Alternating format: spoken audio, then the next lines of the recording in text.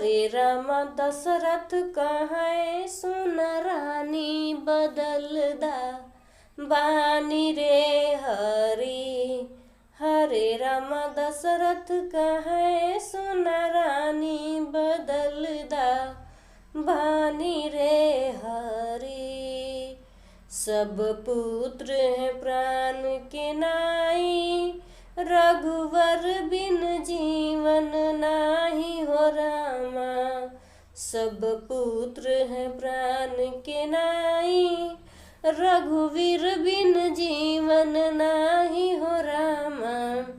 हरे राम पैया पड़ू तोरी रानी बदलदा बानी रे हरि। हरे राम दशरथ कहे सुन रानी बदलदा बानी रे हरि। राम मेरे प्राण आधार, उन पर तू करा उपकार हो रामा। राम मेरे प्राण आधार, उन पर तू करा उपकार हो रामा। हरे रामा बिछड़े रहे न जिंदगानी बदलदा बानी रे हरि। हरे रामा बिछड़े रहे न जिंदगानी बदलदा बानी रे हरि।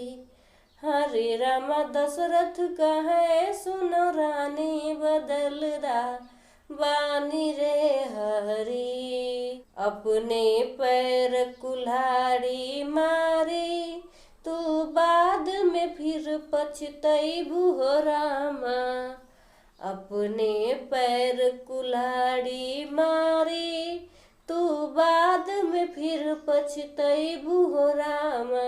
हरे रामा आंसू बही जैसे पानी बदलदा बानी रे हरि। हरे रामा दशरथ कहे सुन रानी बदलदा बानी रे हरि। रानी लालच में गईलू भुलाई, दिलवा में दर्द न आइल हो रामा। रानी लालच में गईलू भुलाई, दिलवा में दर्द न आइल हो रामा। हरे राम राम जगत के स्वामी बदलदा बानी रे हरि। हरे राम राम जगत के स्वामी बदलदा बानी रे हरि।